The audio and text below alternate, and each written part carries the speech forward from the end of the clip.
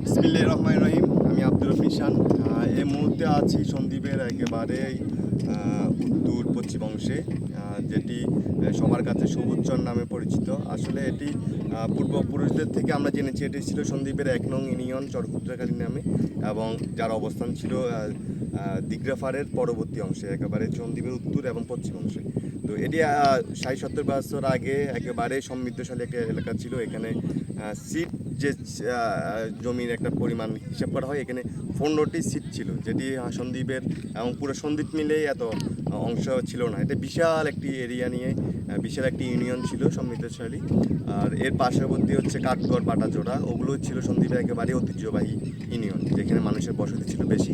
এবং এর বাইরে যে চর সন্তোষপুর, চর গাছুয়া, চর আমানুল্লাহ এসব নামে যেসব জায়গা ছিল, ওগুলোতে চাষাবাদ হতো।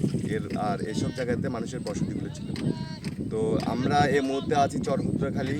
এখানে মানুষের বিশাল এক বিস্তীর্ণ জায়গা জুড়েই ফসলের আবাদ, একেবারে পশু পালন থেকে শুরু করে আমরা দেখতে পাচ্ছি সরকারের নানান ধরনের প্রকল্প এখানে চলমান। এখানে খাল খনন কর্মসূচি হচ্ছে সরকারিভাবে, এবং সবচেয়ে বড় সম্ভাবনার কথা হচ্ছে এখানে সন্দ্বীপ থেকে কোম্পানিগঞ্জ একটি সড়ক নির্মাণ কাজ চলমান, যেটি ক্রস ড্যামের মাধ্যমে, যেটি উড়িষ্যা থেকে নোয়াখালী ক্রস ড্যামের কাজ চলমান। ওটির দ্বিতীয় অংশ সন্দ্বীপ থেকে উড়িষ্যার প্রকল্পের মধ্যে কাজ চলমান আছে। এটি যদি হয় তাহলে আগামী ৫ বছর পরে এই ইউনিয়নটি হবে সন্দ্বীপে একেবারে পানকেন্দ্র, যেখানে অনেক সম্ভাবনা, প্রচুর সম্ভাবনা একটি জায়গা।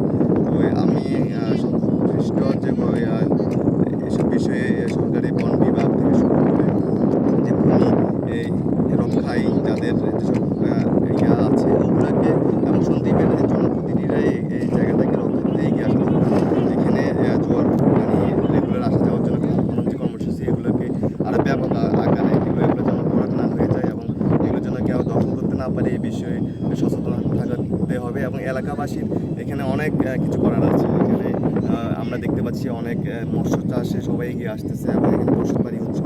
তো এখন সবচেয়ে বড় সম্ভাবনার বিষয় হচ্ছে এখানে যদি একটি বেড়িবাঁধের বাইরে আরেকটি বেড়িবাঁধ করা যায়, তাহলে এই জায়গাগুলোতে জোয়ারের পানি উঠবে না, এবং এখানে পানির ঢোকার কোনো সম্ভাবনা নাই, এবং এখানে ব্যাপক আকারে চাষবাদ হবে। তো এখানে শেষ করছি সন্দ্বীপের একেবারেই আগামীর সম্ভাবনার জায়গা থেকে। সবাইকে ধন্যবাদ।